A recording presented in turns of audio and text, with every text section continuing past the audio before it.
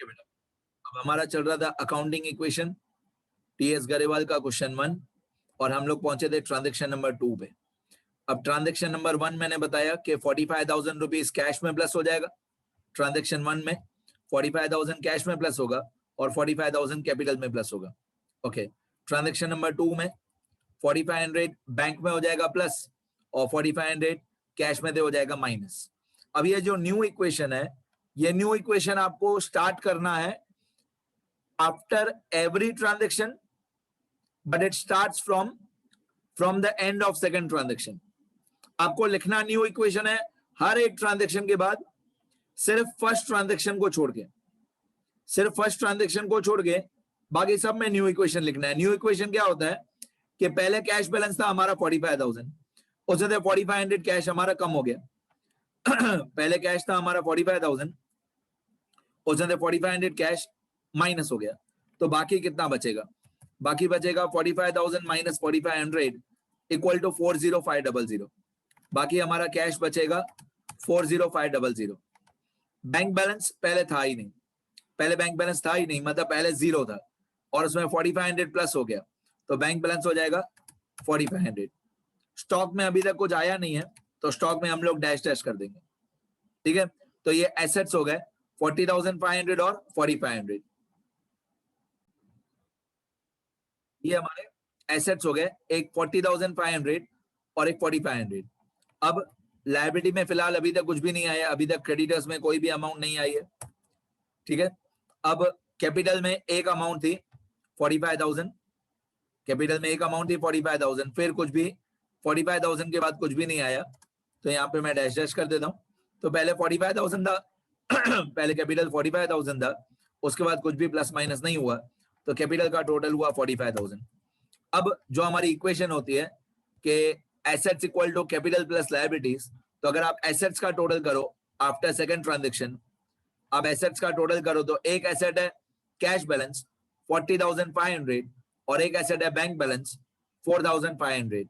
अब आप इन दोनों का टोटल कर दो तो 40,500 और 4,500 इन दोनों का टोटल होता है 45,000, और लायबिलिटीज में 0 प्लस 45,000, लायबिलिटीज में 0 प्लस 45,000। अब 0 प्लस 45,000 इज इक्वल टू 45,000। अब ये इक्वल टू की जो साइन है, ये वाली इक्वल टू की साइन आपको सब जगह पे लगानी है। इसका मतलब ये है कि assets equal to capital plus liabilities, मतलब जितना एसेट्स का टोटल है, मैं थोड़ा सा जूम आउट करके दिखाता हूं, अब आपको दिखेगा एक ही स्क्रीन पे। एसेट्स का जो टोटल है, मतलब ये 40,500 और 4500 इन दोनों को प्लस करके उतना ही आएगा जितना क्रेडिटर्स और कैपिटल को प्लस करके आएगा। मतलब liabilities plus capital equal to assets, तो 40,500 प्लस 4,500 इक्वल टू ये 45,000 प्लस ये 0। चलो आगे बढ़ते हैं। ट्रांजेक्शन नंबर सेकंड तक हो गया, अब transaction number third. Transaction number third में लिखा हुआ है bought goods from messrs son and company for ₹11,200। अगर हमने सन एंड कंपनी से गुड्स खरीदे 11,200 रुपीज के, तो हमारे पास एक एसेट आएगा स्टॉक ऑफ गुड्स, तो स्टॉक ऑफ गुड्स में 11,200 प्लस हो जाएगा। आप देख रहे हो ये कौन से कॉलम में लिखा मैंने, ये देखो, ये मैंने स्टॉक ऑफ गुड्स के कॉलम में लिखा, स्टॉक ऑफ गुड्स के कॉलम में मैंने 11,200 प्लस किए, ठीक है। तो अगर हम लोगों ने सन एंड कंपनी से गुड्स खरीदे तो स्टॉक ऑफ गुड्स हो जाएगा प्लस, एसेट बढ़ गया, और लायबिलिटीज में एक लायबिलिटी बढ़ जाएगी, कौन सी? क्रेडिटर्स। क्रेडिटर्स हमारी एक लायबिलिटी है, लायबिलिटी बढ़ जाएगी क्रेडिटर्स। कैश बैलेंस में कुछ नहीं, तो कैश बैलेंस में मैं डैश डैश कर देता हूं, कैश बैलेंस में कुछ नहीं, इसमें डैश कर दिया। बैंक बैलेंस में कुछ नहीं, इसमें डैश कर दिया, और कैपिटल में कुछ नहीं, तो कैपिटल में भी डैश डैश कर दिया। जहां पे कोई चेंज नहीं है वहां पे डैश डैश कर दिया, ठीक है। तो दो इफेक्ट क्या हुए इस ट्रांजेक्शन के? दो इफेक्ट क्या हुए कि अगर हमने सन एंड कंपनी से गुड्स खरीदे तो हमारा एक एसेट बढ़ जाएगा स्टॉक ऑफ गुड्स, और एक लायबिलिटी बढ़ जाएगी, कौन सी? क्रेडिटर्स। अब न्यू इक्वेशन बनाएंगे, ये वाला new equation. New equation after each transaction बनाना ही है। तो कैश बैलेंस पहले था 40,500, उसमें प्लस और माइनस डैश है, डैश मतलब आप 0 कंसीडर करो, +0 और -0। मैं एक लाइन डिलीट कर रहा हूं। तो कैश बैलेंस पहले 40,500 था, उसने प्लस और माइनस 0 किया, तो कैश बैलेंस 40,500 का 40,500 सेम ही रहेगा। बैंक बैलेंस पहले 4,500 था, उसने प्लस और माइनस 0 किया, तो बैंक बैलेंस 4,500 सेम ही रहेगा। स्टॉक ऑफ गुड्स पहले 0 था, पहले स्टॉक ऑफ गुड्स 0 था, उसने 11,200 प्लस किया, तो स्टॉक ऑफ गुड्स हो जाएगा 11,200। स्टॉक ऑफ गुड्स हो जाएगा 11,200। ठीक है, अब आ जाते हैं क्रेडिटर्स पे। ये क्रेडिटर्स का कॉलम है।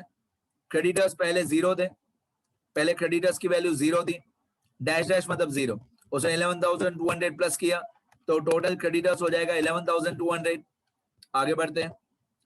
कैपिटल, कैपिटल पहले 45,000 था, पहले कैपिटल 45,000 था, उसमें प्लस और माइनस डैश डैश, तो कैपिटल 45,000 का 45,000 सेम ही रहेगा।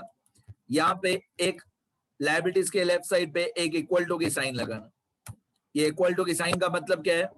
इस इक्वल टू की साइन का मतलब है कि इन तीनों को प्लस करके 40,500 और 4,500 और 11,200, इन तीनों को प्लस करके उतना ही आना चाहिए जितना 11,200 प्लस 45,000 आना चाहिए। ठीक है, तो इन तीनों को प्लस करके 40,500 प्लस 4,500 प्लस 11,200, इन तीनों को प्लस करके उतना ही आना चाहिए जितना 11,200 प्लस 45,000 आना चाहिए। मैं करके बताता हूं, मैं थोड़ा जूम आउट करके लिख के बताता हूं आपको। देखो स्क्रीन पे ध्यान दो, इन तीनों अमाउंट को प्लस कर दें, तो एक अमाउंट है 40,500 प्लस एक अमाउंट है 4,500 प्लस एक अमाउंट है 11,200। इन तीनों को प्लस करके आ रहा है 56,200, मतलब ये एसेट्स का टोटल हुआ 56,200। अब लायबिलिटी में जाते हैं। लायबिलिटी में एक अमाउंट है 11,200 और एक अमाउंट है 45,000, इन दोनों को प्लस करके आ रहा है 56,200। तो एसेट्स का टोटल भी 56,200 है। ये हमारा ए हुआ 56,200 और ये हमारा सी प्लस एल हुआ। सी प्लस एल मतलब कैपिटल प्लस लायबिलिटीज 56,200।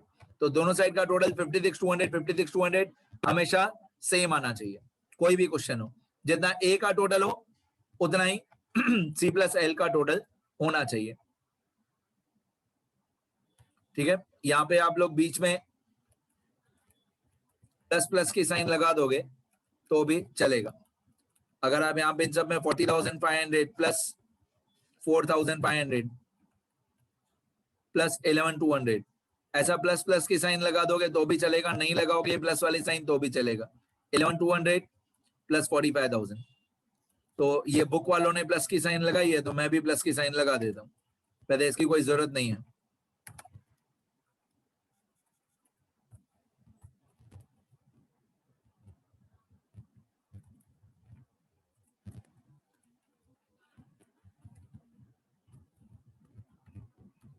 ठीक है, तो 40,500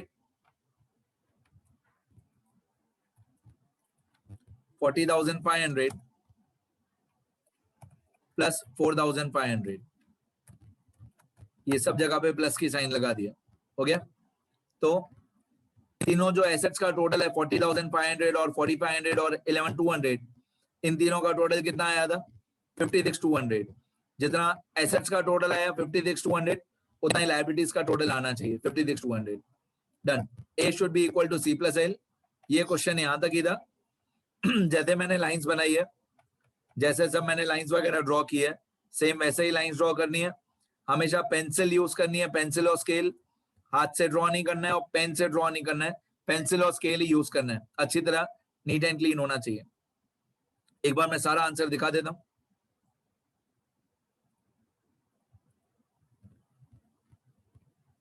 ये क्वेश्चन है, ये वर्किंग नोट्स इस क्वेश्चन के लिए जरूरी है लिखना। इस क्वेश्चन में सम्स वाले पेजेस में लिखना बेटा, थियरी वाले पेजेस में जगह छोड़ना। हर एक चैप्टर में 10 पेज, 10-15 पेज हर एक चैप्टर में छोड़ देना रूल्स के लिए। ऐसी लिस्ट बनाना हमेशा, जब भी आप अकाउंटिंग इक्वेशन स्टार्ट कर रहे हो तो ऐसी लिस्ट बनाना। और ये जो स्टेटमेंट है इसकी मार्क्स हैं एग्जाम में, ये स्टेटमेंट की मार्क्स हैं।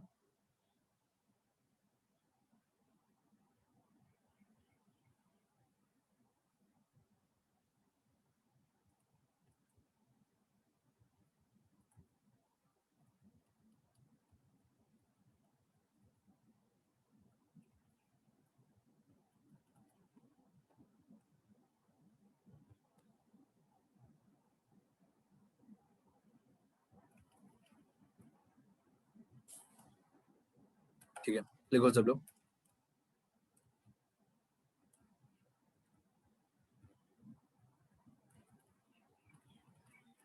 लिखते रहो बेटा।